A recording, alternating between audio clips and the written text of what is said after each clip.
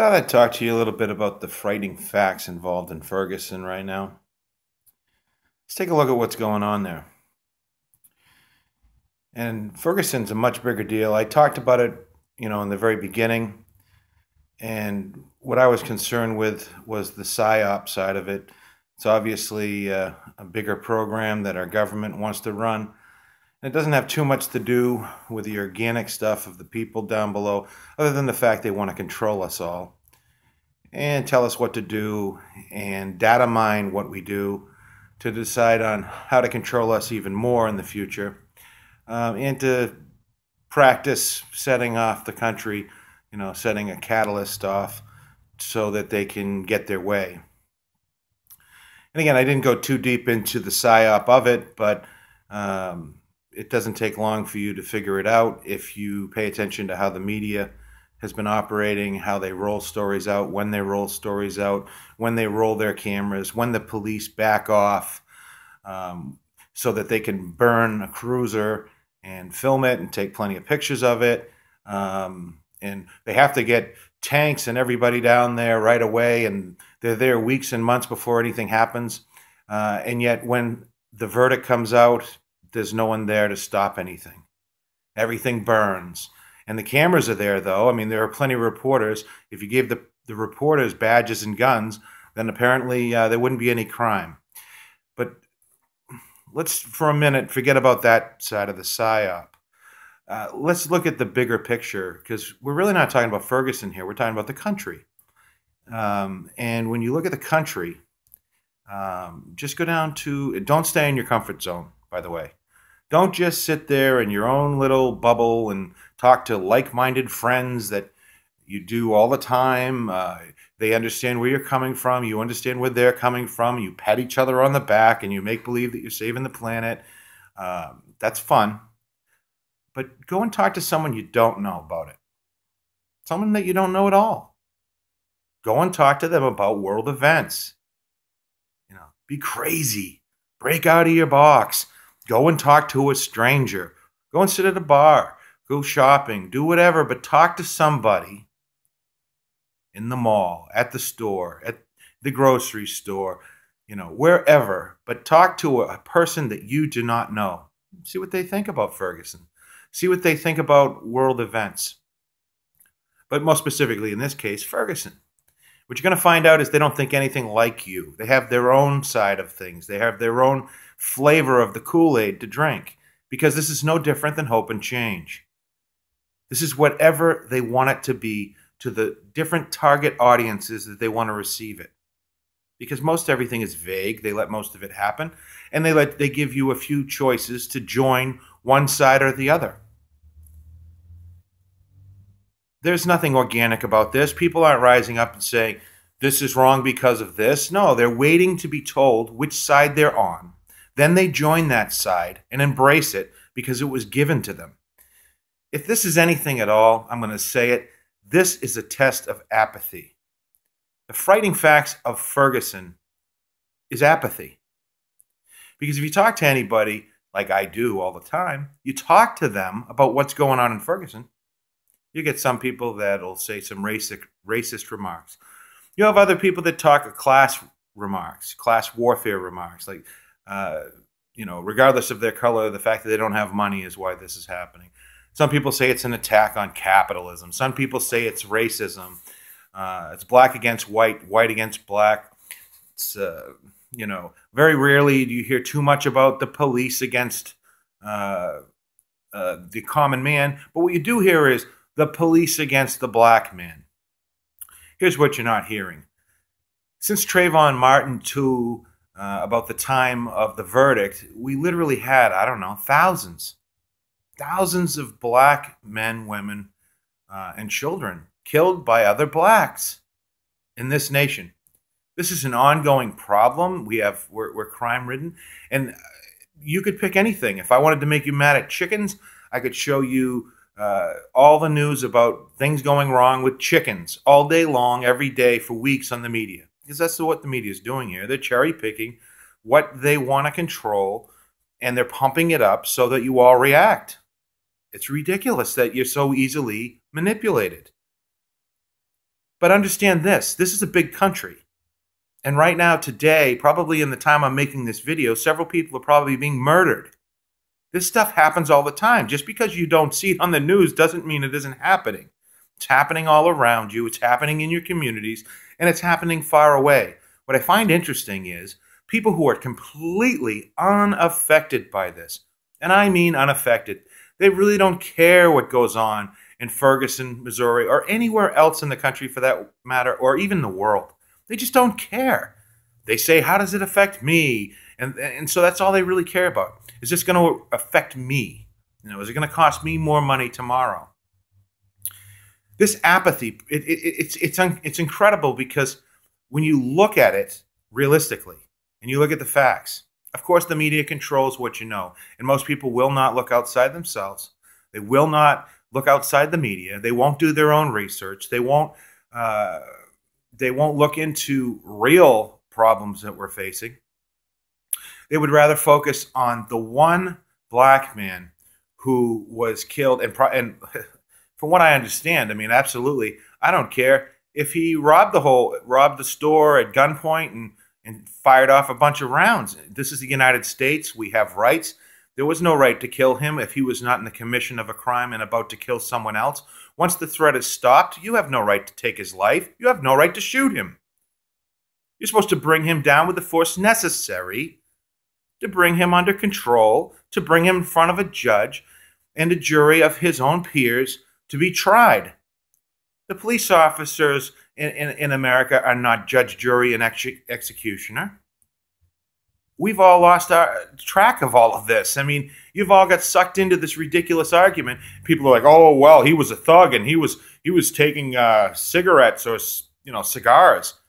Oh, yeah, that's horrible. I mean, really, let's look at those facts. I mean, how does that affect you wherever you live?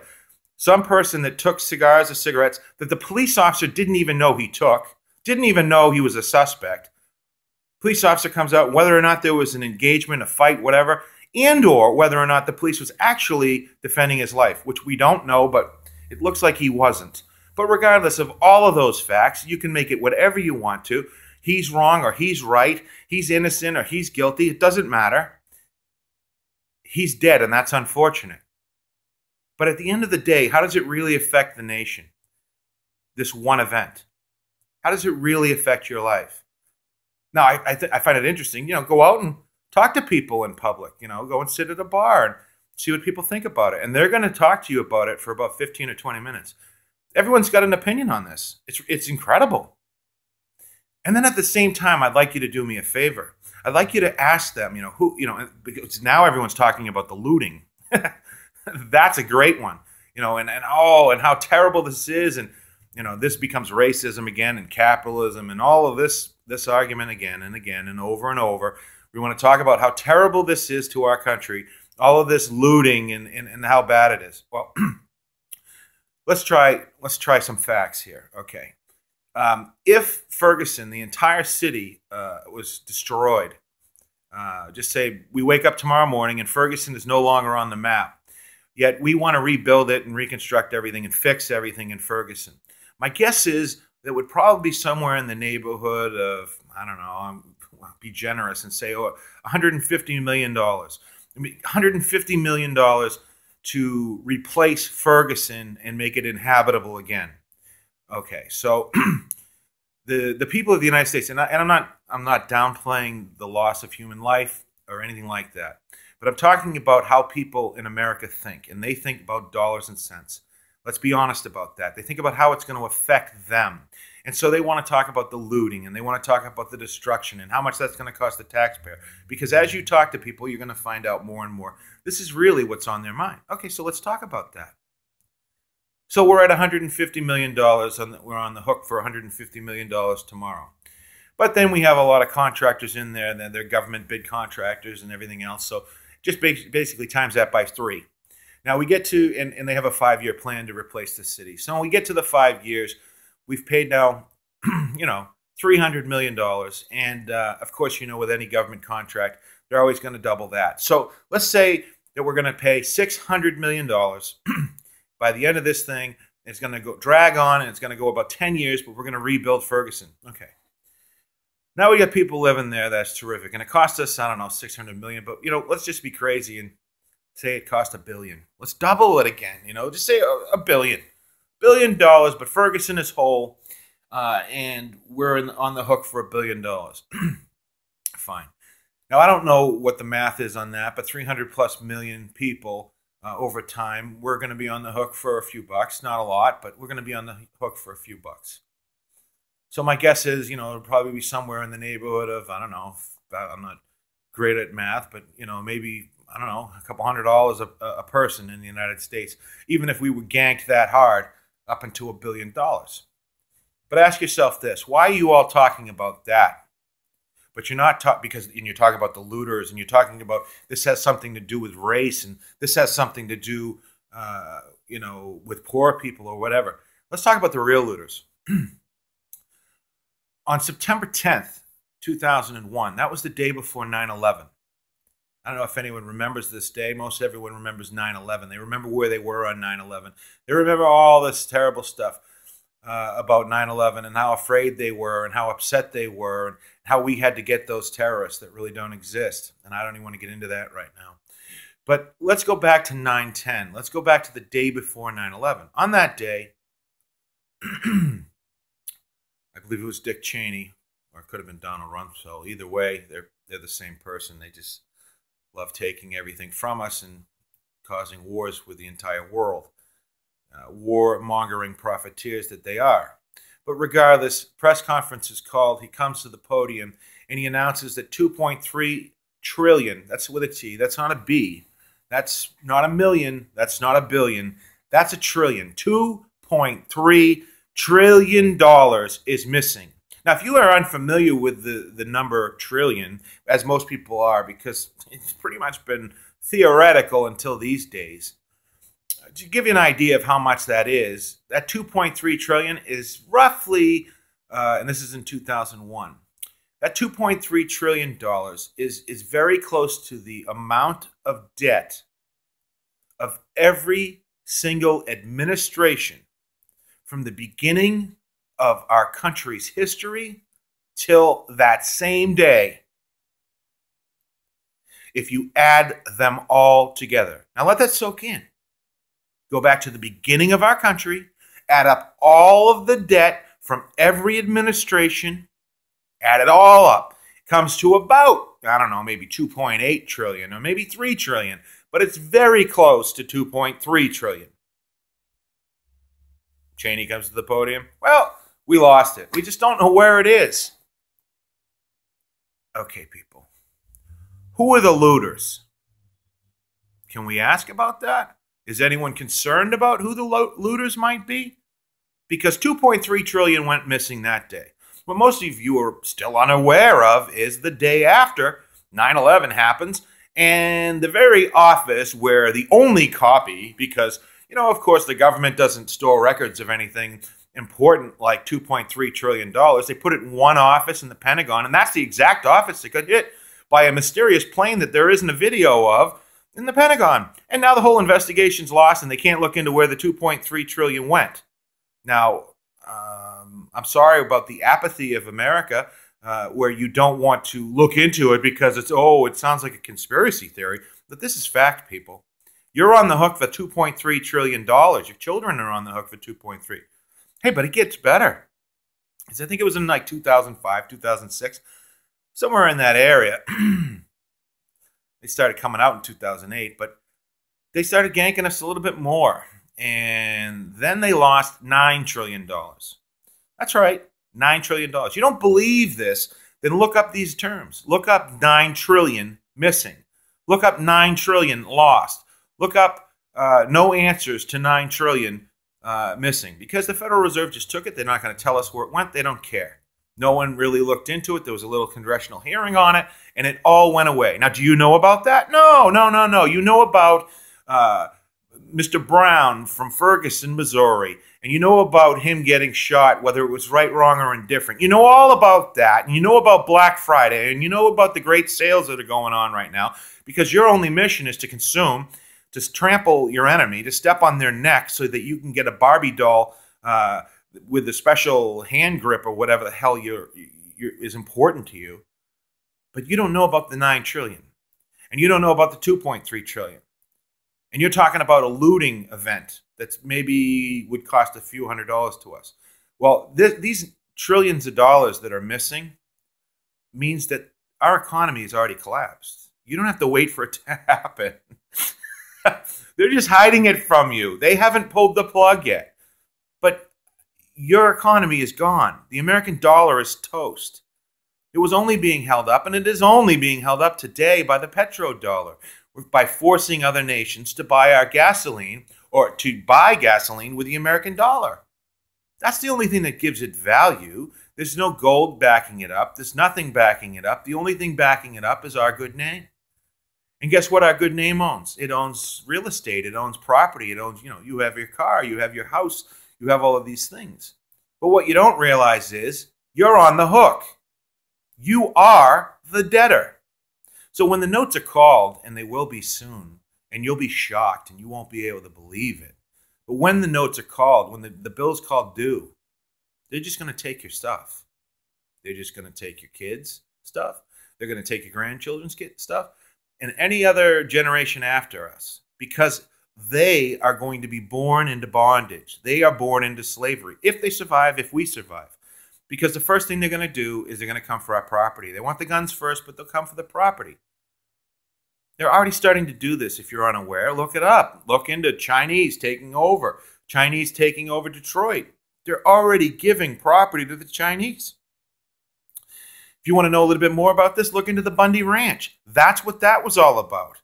This is a transfer of real property in exchange for money that doesn't exist that's owed to the Chinese. They had more position in our debt than anybody else, and we owe them, and they're going to get paid.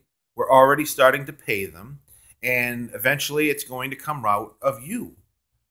And I'm sorry if you think you paid for your house. That's great. You paid for your house.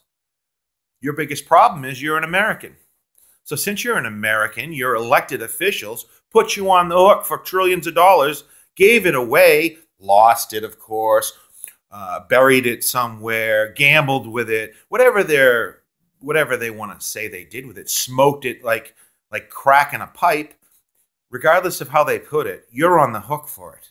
And I don't care if you've paid off your house, and I don't care if you've paid off your cars and all of that stuff. It's not yours anymore. If you don't believe this, just don't pay your taxes this year. They'll come and take your house. For a few $1,000s, they'll take your house because you didn't pay them. Well, guess what? It works the same way when you owe lots and lots and lots of money that we'll never get out from under. So they're going to come and take everything. So let's understand who the real looters are.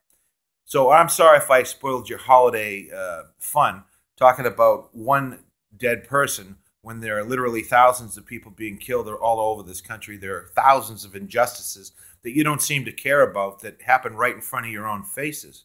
You only care about what the media tells you to care about. But pretty soon you're going to care. Pretty soon when the note is called due, you're going to care. You're no longer going to have the opportunity to be apathetic. You're no longer going to have the opportunity to be upset about the things that the media tells you, because you're all about to be homeless. Pretty much everybody in this country is about to be homeless. You don't understand that yet, but you're about to. So, anyways, I thought you should know this, and I hope you start waking up, because time's running out here. But keep rah, talking about stupid things that don't apply to you. And, the reason for this, and you need to know, the reason that you're doing this is because you have been brought up in this country from kindergarten on. You've been brainwashed your whole life. What you think is it would never happen to you, that your government loves you, and most importantly, what you've been trained since birth is to never bite your master. Think about it. You'll talk all day long about how you want to have, some of you will say that we want Brown. If he was still alive, you'd want him hung. Others want the police officer hung. You want capital punishment and executions, and you want to be there and to witness the justice take place. Yet your own elected officials steal from you daily, take your rights daily, steal property from you, give it away. to an incredible amount. I mean, we're talking about theoretical numbers that they've stolen from you, but you won't bite your master. You're afraid of them. You'll support them killing the common man any day of the week. You'll be there at the front of the line with your camera ready, your camera phone ready to take pictures of that common man who stole a cigarette, who stole a cigar. But you won't even utter a whisper about a politician who stole your children's future. Now you let that soak in. You think about that for a while. Why are you so quick to the trigger? Why are you so quick for justice? And you want to, we want to save women from domestic violence, and we want to do this, we want to stop violent crime over here, and we want to stop. What do you think's going to happen? What do you think's going to happen when the dollar collapses? It's going to be pandemonium. You won't be able to escape it. As it crashes, everything's coming down. If you think Ferguson's burning is a big deal, yeah, you just wait. You're going to see it everywhere. And that's just the way it is. So it might be time to wake up. And it might be time to realize that the government is not your friend. They're not your buddies. Okay? They're the real looters. They're the ones behind Ferguson in the first place. And they're the ones behind the demise of the United States of America that they've been working so hard to do. But in the last 15 years, the damage that they have done while you have been running after iPhones and trying to demonize who the media tells you to demonize, you missed it the whole time. You're all so afraid to bite your master that it's almost too late. And at least I thought you should know why what's about to happen is going to happen. It's because of your apathy. And it's because whether or not you know this, you don't choose to share it. Because you would rather watch people become cannibals, kill each other in the street. You would rather not bite your master and allow everything that was beautiful about America to be destroyed simply because you don't want to be embarrassed by someone who doesn't know what you're talking about. You don't want someone to think that you sound crazy. You didn't want to be embarrassed or inconvenienced for 1 minute, so you don't share this video. You don't want anyone to look at you and say, there's something wrong with that person. He doesn't know what he's talking about. You don't want people to ridicule you. That fear of being ridiculed somehow is so much more important than losing everything forever. Your freedom, your children's freedom, your grandchildren's freedom. Giving it all up because you do not want to be ridiculed. Think about it.